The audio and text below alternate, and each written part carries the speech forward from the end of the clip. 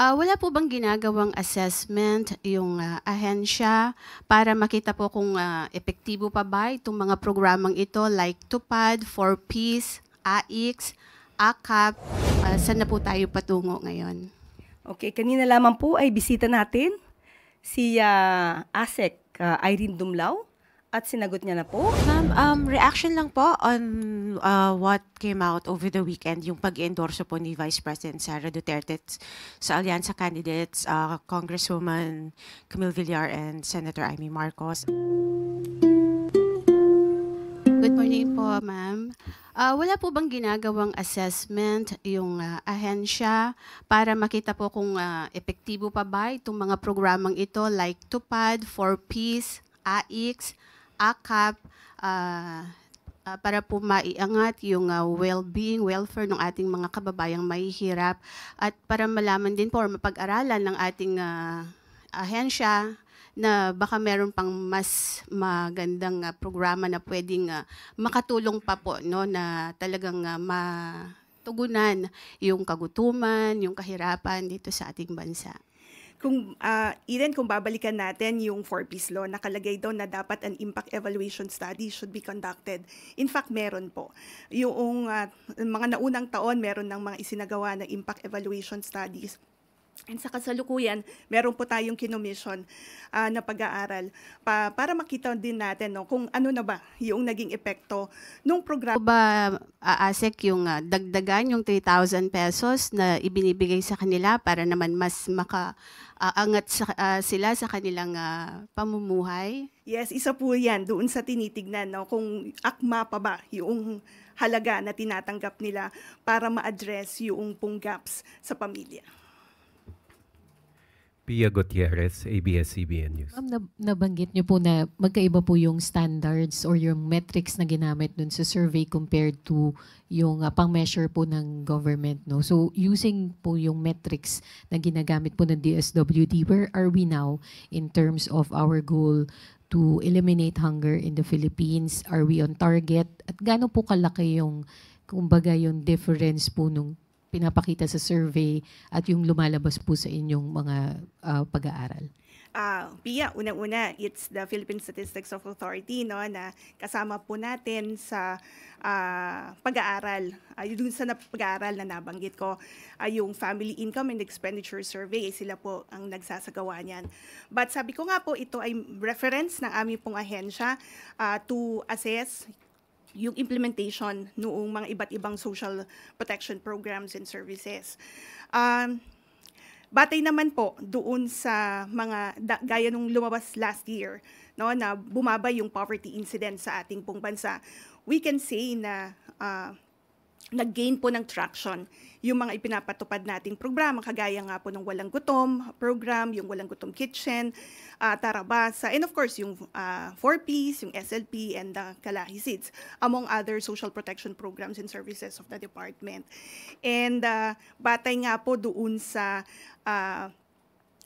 pinaparating din ng ating mga beneficiaries na natutuwa sila doon sa ipinapatupad namin.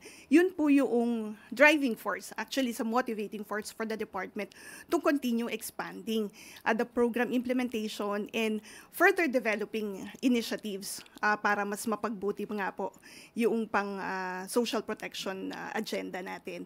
And idagdag ko na rin po na doon sa Walang Gutom, we started kasi in 2023 na nasa mahigit 1,000 yung mga beneficiaries.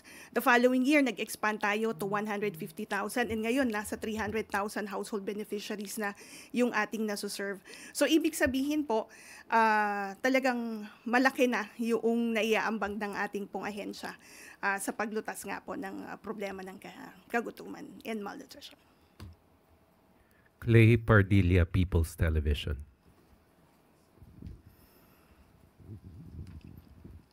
Good morning po, ASEC. ASEC poverty and hunger rates have increased nga po. Pero po, kung titingnan yung PSA, nabawasan pa po yung inflation rate natin from Feb to March. Nadagdagan din po yung employment rate natin.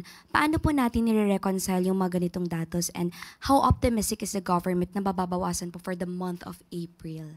Now, in terms of optimism, optimistic po tayo na mas mag-i-improve pa po no, yung condition noong in terms of improving or reducing poverty incidence in our country and reducing hunger incidence as well. Nakikita nga natin doon sa isinasagawa natin na trabaho para sa 4P sa Bagong Pilipinas. Gaya ng nabanggit ko earlier, marami po tayong mga na-i-register na merong mga bagong trabaho. So, I think that matches na rin yung lumalabas na percentage na bumababa yung bill ng mga unemployed. And gayon din po, makikita natin dun sa ating mga 4Ps beneficiaries, marami po sa kanila nakakapagtapos ng kanilang pag-aaral. And marami nga rin are acing licensure examinations. So sila po ay nabibigyan din ng pagkakataon na makapagtrabaho. Ganyan din sa Sustainable Livelihood Program because kinakapacitate din natin yung mga beneficiaries to either engage in thriving livelihood activities or makapaghanap ng trabaho. So yan po, nakikita natin, pag binabangga natin, yan ang nagpapatunay na maganda po yung mga inisyatibo ng ating pong pamahalaan. Sam Madanilla, Business Mirror. Hey, good morning, ma'am. Kanina po na-mention po nila na parang may recommendation sa DSWD na parang expand yung program sa Northern Manila. Itatanong ko lang po kung ano pong organization or sino po yung nag-recommend na kung saan areas na dapat intensify yung anti-hunger measures. At saka meron po kayang list yung DSWD ng mga areas na makukonsider natin as hunger hotspots. Okay, batay po doon sa nabanggit ko na expansion ng Walang Gutom Kitchen. Yan po ay dahil pinag-aralan natin with our partners, particularly from the private sector, na dito rin po yung mataas ng bilang ng mga individual families and individual in street situations. Halimbawa doon sa Bangon, dahil isa rin po yan, BARM, I mean to say, meron rin kasi tayong programa doon, yung Bangon. Diyan din natin nakikita na magkaroon ng additional intervention para again ma-reduce yung hunger incidence sa lugar po na yan. Bukod po dun, wala na pong iba pong parang priority areas yung DSWD para for its anti-hunger measures. Well, at titingnan po natin doon sa lalabas na result noong nagkaroon kasi ng pag-aaral yung pilot implementation nung Walang Gutom Kitchen. So we're expecting na ma-finalize po iyan nitong buwan ng Abril. Kung ano pa yung karagdagang mga rekomendasyon, yun po yung ating pong i-consider doon sa skill up nito. Last na lang po, ina-mention po nila kanina na pinag-aaralan na itaas yung 3,000 pesos doon sa Pantawid Walang Gutom program. Ano po yung amount na kino-consider ng DSWD at saka saan factors po yung na i-consider para increase po yung amount ng 3,000? Currently, yan po ang pinag-aaralan ng ating pong partners na nagsasagawa ng pag-aaral. Hindi lamang po yung amount but then also the frequency of distributing the monthly food credits. Sa ngayon po, ma'am, wala pa pong proposed na amount? Wala pa kasi in each area may halaga po na pinag-aaralan. So hintayin po natin na lumabas yung study on that. Thank you po, ma'am. Leth Narciso, DZRH.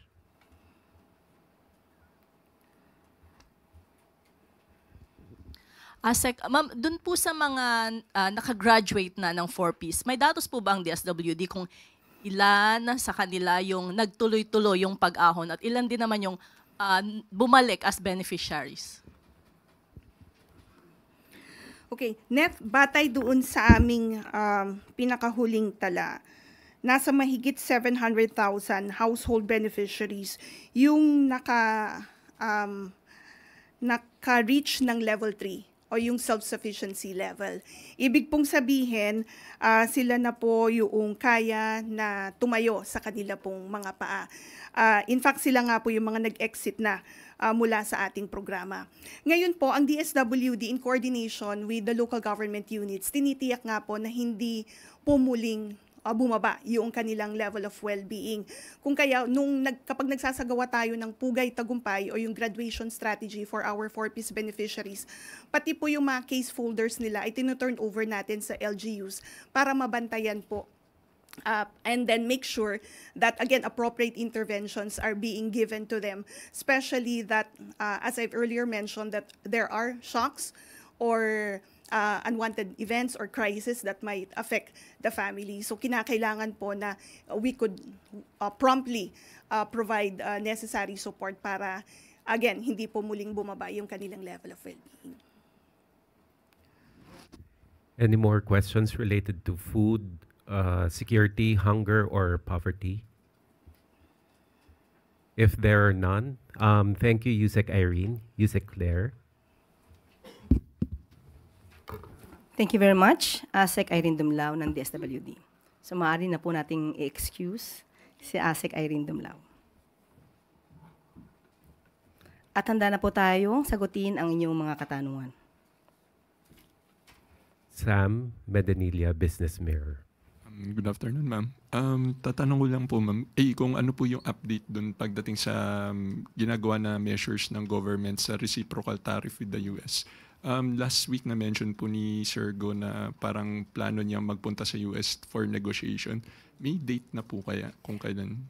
Yes, Sam, ganito. Kanina nagkausap kami ni Secretary Go at sinabi niya ay wala pa pong update at patuloy pa rin po ang pakikipag-usap, ang pakikipag-negosasyon, especially with the ASEAN countries para po sa isang joint diplomatic outreach, harmonized messaging ng Asian countries. Ito yung, kumbaga, ine-emphasize yung diplomatic engagement rather than retaliation. At ang salitang galing po kay Secretary Go ay cooperation, not confrontation. So nasabi nga po niya na sila po ay biyahe papuntang US sa May at wala pa pong update kung kailan po. Bali ma'am, yung sa May yun po yung for the entire ASEAN delegation? Tayo lang po, yung Pilipinas po. Opo. Tapos last question na lang po, ma'am. Regarding po dun sa reciprocal tariff pa rin, na-mention po ng DTI tsaka DOF na isa sa parang magiging competitive edge ng Pilipinas yung 17% tariff niya compared dun sa other ASEAN countries. Recently, nag-impose po yung US ng parang deferment dun sa mataas na yun, tapos lahat na lang 10%. Paano po kaya magiging competitive pa rin yung Pilipinas kung yung other ASEAN countries, pantay-pantay na po tayo ng 10%? Yan po ang magiging mas magandang opportunity para sa local businesses natin na mas galingan pa nila ang kanilang mga produkto, ang kanilang mga serbisyo para sa paggawa ng mga produktong pwede nating i-export. Okay po. Thank you. Tina Maralit, Manila Times.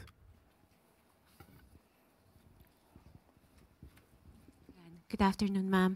Ma'am, reaction lang po on what came out over the weekend, yung pag-endorso po ni Vice President Sara Duterte sa alyansa candidates, Congresswoman Camille Villar and Senator Amy Marcos. Ano po kayang mensahe ang pinaparating nito sa publiko? Kung di po ako nagkakamali, naglabas na rin po ng mensahe ang si Congressman Toby Tiangco. At lahat po ng question patungkol po dyan ay si Congressman Toby na lang po ang sasagot. But ma'am, is the trust and confidence of the President in these candidates buo pa rin po kaya? Sa kanya mga kandidato, definitely yes. Pero muli, kung ano man po yung iba pang mga detalye patungkol po dito sa recent incidents ay si Congressman Toby Tiangco po ang may authority to talk about that matter. Salamat po, ma'am. Left Narciso, DZRH. Yusek, may we know what are the President's plans for the Holy Week? Naitanong po natin at siya po ay makakasama niya po ang kanyang pamilya. He will spend his time with his family. At ang mga detalye po ay hindi ko na po maibibigay. Yun lang po. Hindi po sinabi kung saan. Hindi po sinabi sa amin kung saan. At kailan po mag-start yung... Opo, basta he will be spending his time during this Holy Week, most probably starting Thursday. Opo, pero yun lang po. Itong Holy Week na po ay bibigyan niya po naman ng oras ang kanyang pamilya para po sila magkasama-sama. Dahil sa sobrang busy ng ating Pangulo sa kanyang mga activities. So yan po. Follow up to that, Tuesday New DZBB. Hi ma'am, so ibig sabihin po ma'am, from today until Wednesday may expect pa kaming mga activities ni Presidente? Meron pa po. outside of the palace? Sa aking pagkakaalam, meron din pong magaganap dito sa palasyo. Pero mga meetings lang po. So, i-include po natin yung mga meetings. Thank you, ma'am. Eden Santos, Net 25.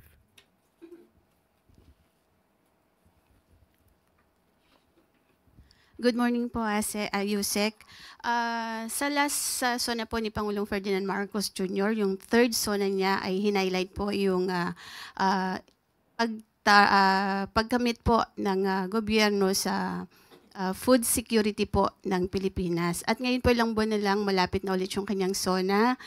Kumusta na po yung status ng food security ng ating bansa? Ano na po yung mga naipatupad at ipatutupad pang programa? At saan na po tayo patungo ngayon? Okay, kanina lamang po ay bisita natin si ASEC Irene Dumlao at sinagot niya na po ang ibang mga katanungan tungkol sa food security. Hanggang doon lamang po ang aking masasagot dahil nasagot niya na po kanina ibang mga programa patungkol po dito. Pero nasaan na po tayo ngayon pagdating po dun sa pagtamo ng pamahalaan ng Marcos administration, pagdating po dun sa pagkakaroon natin ng seguridad sa pagkain sa ating bansa? Nakita niyo naman po kung ano pong sinabi ng ating ASEC from the DSWD. Nagagampanan po yan at nagkakaroon po ng traction dahil sinabi po niya noong nakarang buwan lamang ay maganda po naman ang naging resulta. At mas maganda po kung muli natin maisasalang ang ating ASEC na si Irene Dumlao para po maitanong niyo po yan. Binigyan na po tayo kanina po kasi ng pagkakataon na maitanong ang tungkol sa food security. Sana po nadetali po niya kanina. At nadetali naman po niyo kanyang mga programa kanina po. Thank you po. Thank you. Ann Soberano, Bombo Radio. Yusek, good morning. Follow up lang din po doon sa Holy Week activities ni Presidente.